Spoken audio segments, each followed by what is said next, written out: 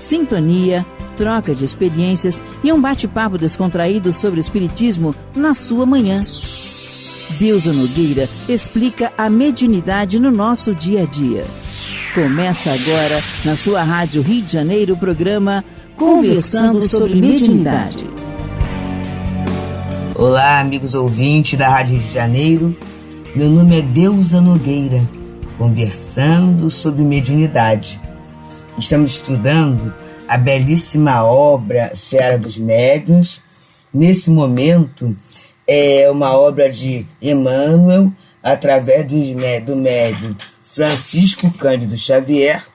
Estamos no programa 28º, 28 programas, observa só. O título é Trabalhemos. Ele vai analisar a questão 223, 7º e 8º parágrafos.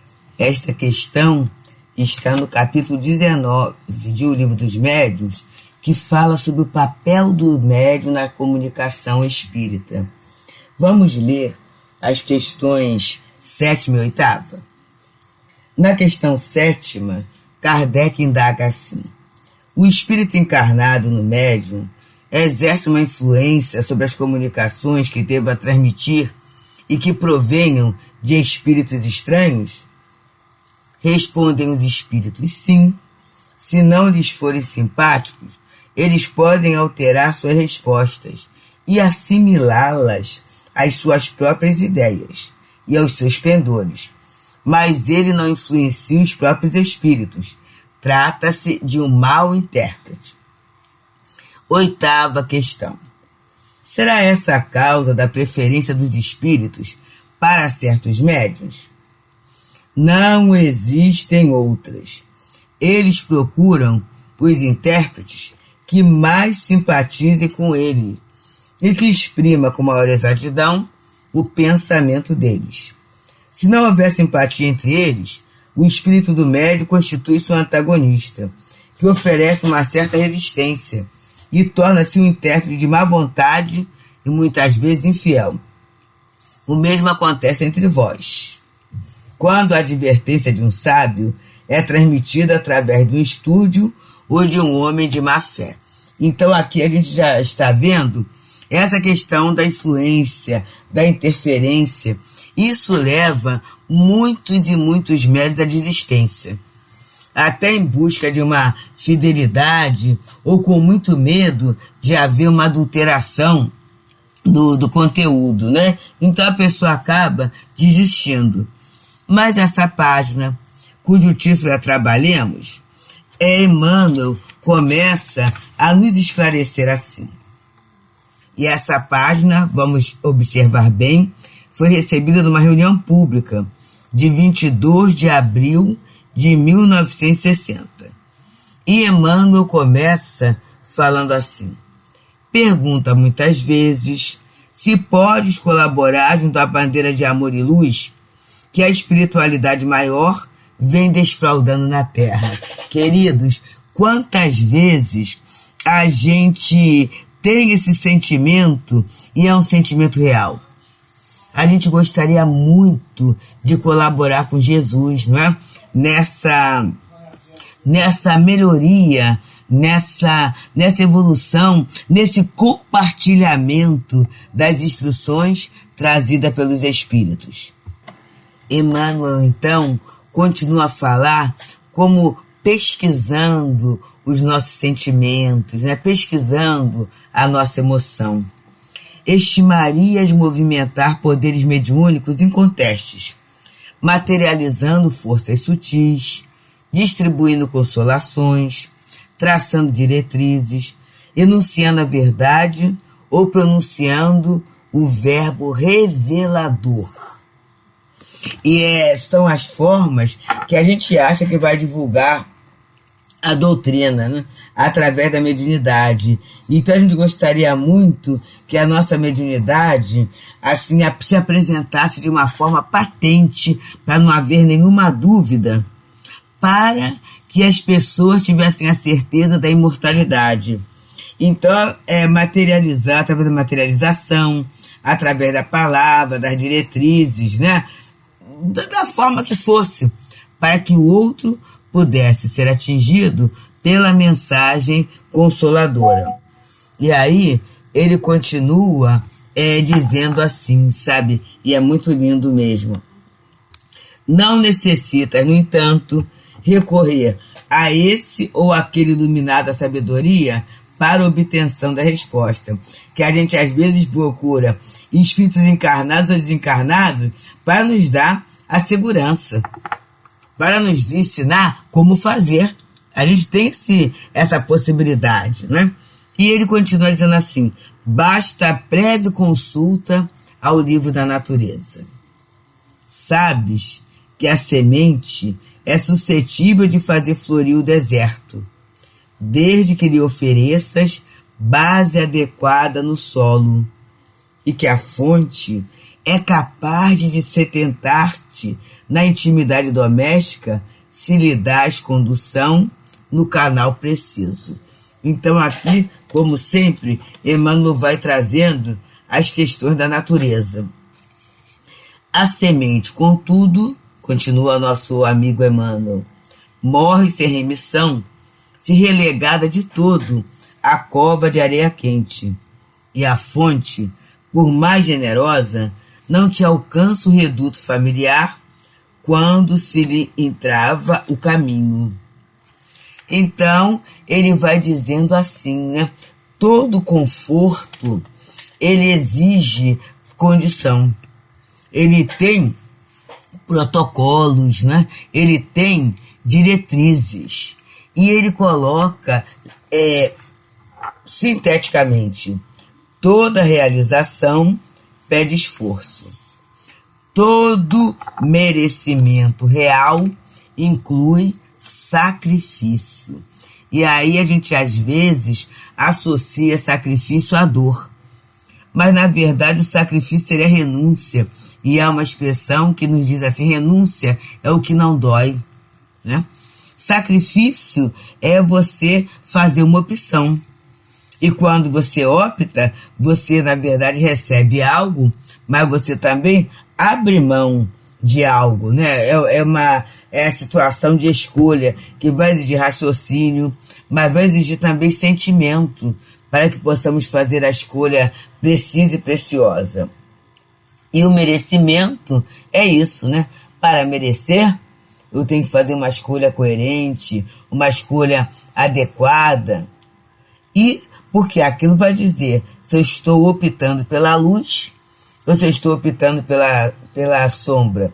E na nossa posição de espíritos imperfeitos, ainda é mais fácil optarmos pelo que é mais cômodo, pelo que vai exigir menos de nossa movimentação. Então a gente para nessas questões. E aí continua Emmanuel dizendo: muitos, porém, almejam auxiliar, exigindo que a evolução se transforme numa avenida asfaltada, em que possam deslizar de patins. Olha, ele mostrando muitas vezes a nossa chegada, quando a gente vai ser aquele tarefeiro da mediunidade, a gente pensa assim: bem, eu vou servir, mas eu quero que tudo ocorra direitinho, tudo ocorra do meu jeito. Olha a dificuldade nossa, gente. Olha o entrave que a gente vai colocando dentro da nossa vida. A gente fica querendo como se o trabalho mediúnico, como se a colaboração com Jesus, porque na verdade é Ele o grande mestre, é Ele o grande chefe, é Ele esse Senhor Supremo, fosse um favor. Como se fosse um grande favor que a gente estivesse prestando a Jesus. E por que a gente pensa assim? Porque, na verdade, a gente não tem o hábito de computar as bênçãos recebidas. É como se fosse uma inquietação. E nessa inquietação, a gente vai tendo uma síndrome, né, da insaciedade. Quanto mais eu tenho, mais eu quero. Então eu não consigo valorizar. E eu não valorizando, eu não consigo nem aproveitar. Dar um andamento mais generoso, um andamento mais precioso, um andamento mais lógico, mais coerente a tudo aquilo que chega até o meu coração, a tudo aquilo que chega no meu caminho. Ontem, o programa gravado, nós tivemos aqui uma reunião da diretoria com o companheiro, né, arquiteto, falando sobre o projeto, né, da Casa de Teresa d'Ávila, que a gente vai ter que fazer, vai ter que entrar em legalização e tudo. Isso tem que ser feito até antes que se consiga o dinheiro para se iniciar a obra, né, que precisa ser iniciada mesmo. E aí, nós, como horário mais fácil para todo o grupo era 12:30, assim, nós almoçamos juntos, né, a diretoria, junto com o companheiro arquiteto, nosso Porfírio, João Porfírio, e logo após, né, nós aproveitamos para ver o espaço do encontro com Teresa, como é que a gente ia organizar as pessoas lá na sede do jeito que está, né, porque vocês sabem que as coisas são assim, a gente vai utilizando Deus, a espiritualidade, Jesus, já foi tão generoso, já após 19 anos, a gente conseguir ter a sede. Então agora, mesmo não estando nas condições ideais, mas a gente vai usar nas condições possíveis, até porque tem essa grande impregnação do ambiente. E aí, logo após, uma das pessoas, né, que faz parte da diretoria, que passou por grandes dores nesse período e tudo, ela começar e está de pé, olha o que a doutrina faz, está de pé, e ela estava assim, computando as bênçãos. Gente, foi um momento muito emocionante e de muito aprendizado. Ela poderia estar reclamando tudo que ela perdeu, né, nesse período, que foi um período de questões de perdas materiais e situações que ela passou. Mas ela computava as bênçãos. Percebemos como muda o ponto de vista? Então, ela não está exigindo essa avenida asfaltada, deslizada em que ela possa deslizar de patins, não é isso não.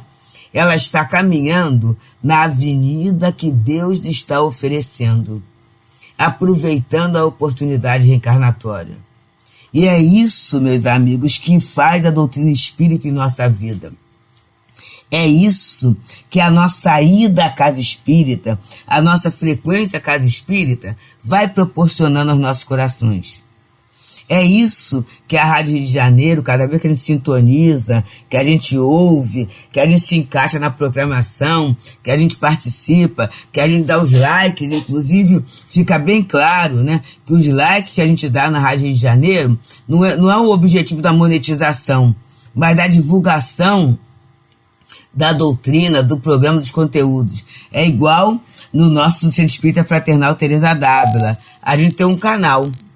A gente tem um canal muito, assim, que as nossas reuniões públicas são produzidas, são transmitidas, né? No domingo temos o encontro com o Evangelho de Jesus, em que é transmitido também. E aí a gente, assim, o like não é monetização, até porque somos poucos mesmo. Mas o objetivo é o quê? É a divulgação de mensagens. Temos até uma linda amiga lá do Leon Denis, que ela tem a mãe e a tia, estão doentes, estão naquelas questões das doenças da senilidade. E ela aproveita muito aqueles minutinhos com o Evangelho, são 15 a 20 minutos, né? E ela vai colocando para quê?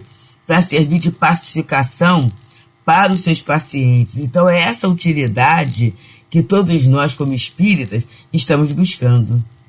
É a utilidade da nossa vida, não é? É a utilidade do nosso tempo, é o bom aproveitamento, é a paz. E a Rádio Rio de Janeiro participa disso, e por isso a gente sempre pede a nossa contribuição, seja pela divulgação, seja aquilo que nós possamos colaborar financeiramente, para que ela continue de pé, não é? 7 dias por semana, 24 horas por dia, prestando esse serviço de entendimento, compreensão do real sentido da vida. E continua Emmanuel falando assim: Desejam fazer claridade na hora do meio-dia, melhorar o prato feito, subir em elevadores rápidos para emitirem exortações de sacadas tranquilas ou ditar bons conselhos à cabeça dos anjos.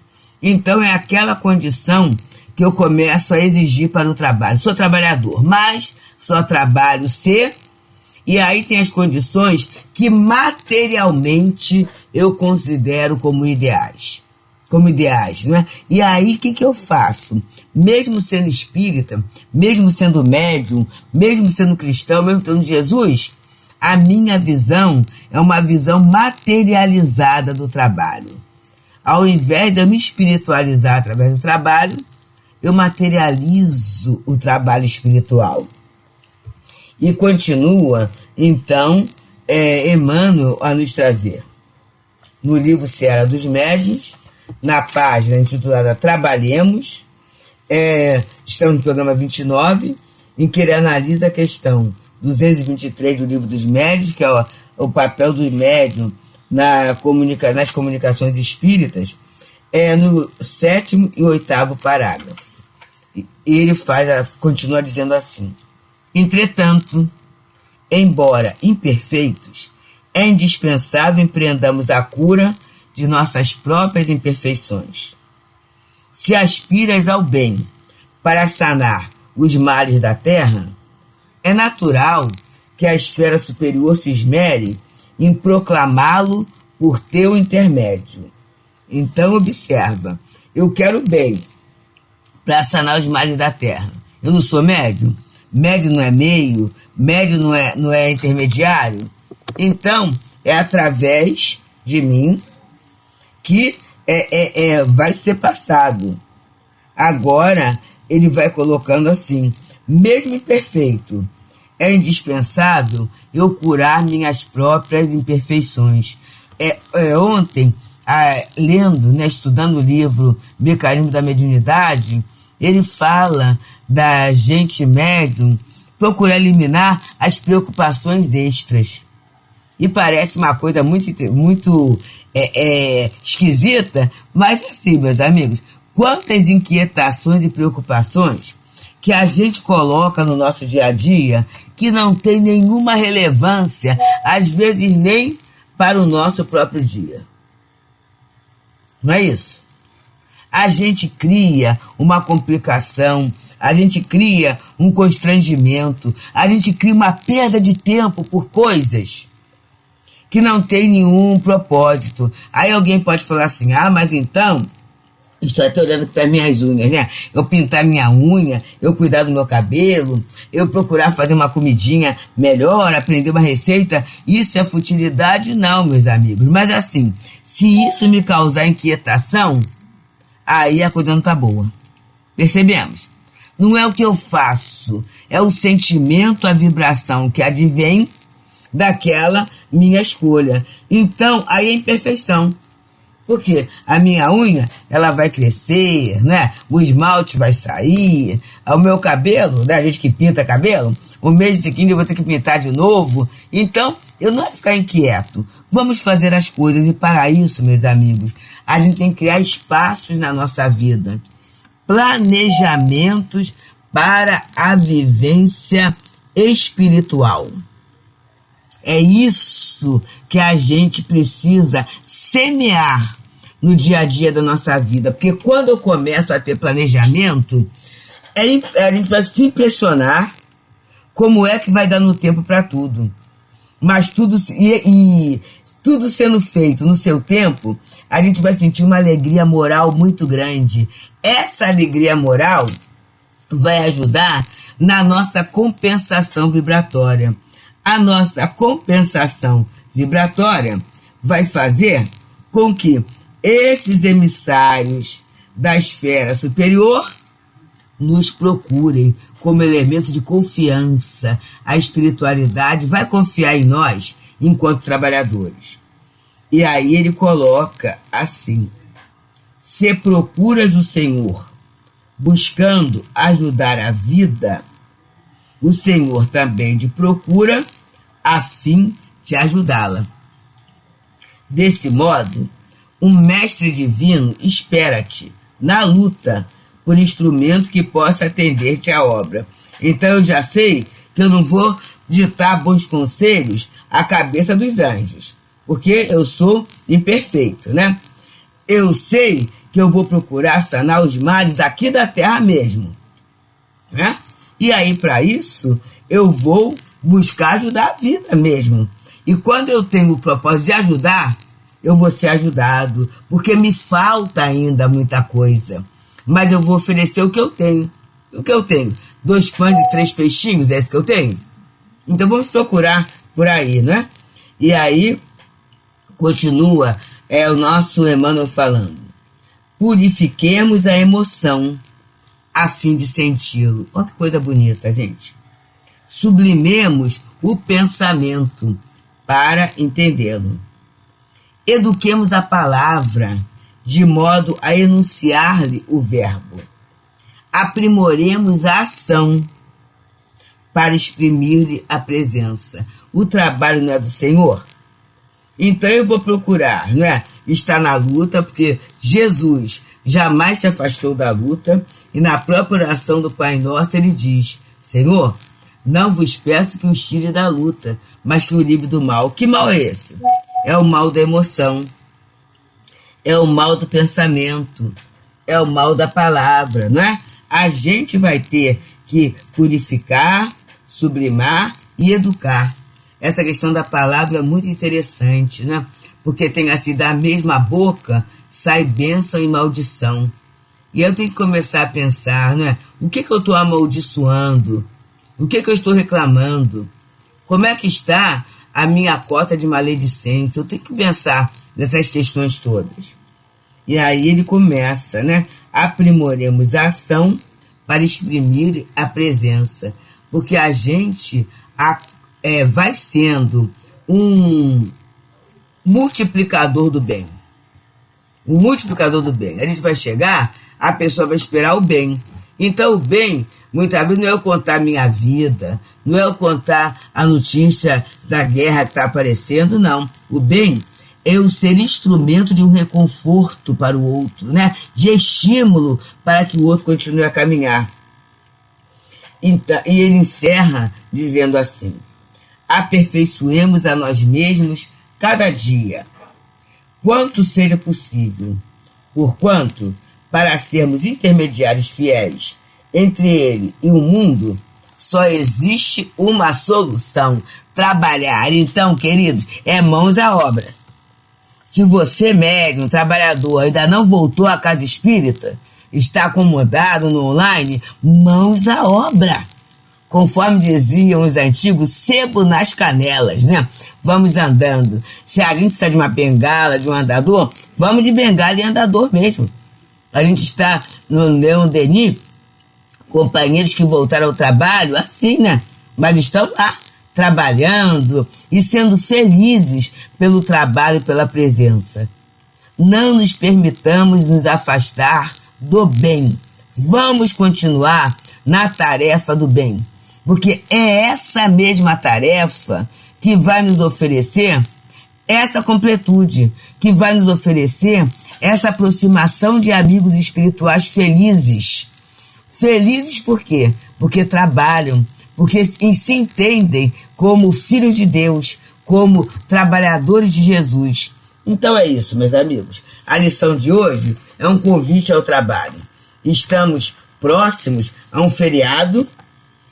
Na próxima quinta-feira teremos o feriado, né? No feriado tem muita gente que vai viajar, vai feriadão e tudo, mas dentro do possível, trabalhemos sempre. E mesmo indo para fora e tudo, não nos esqueçamos de que somos espíritas. Então, purifiquemos a emoção, sublimemos o pensamento, eduquemos a palavra e aprimoremos a ação para exprimirmos Jesus onde e com quem estivermos. Muita paz. Deusa Nogueira explica a mediunidade no nosso dia a dia. Programa Conversando sobre Mediunidade.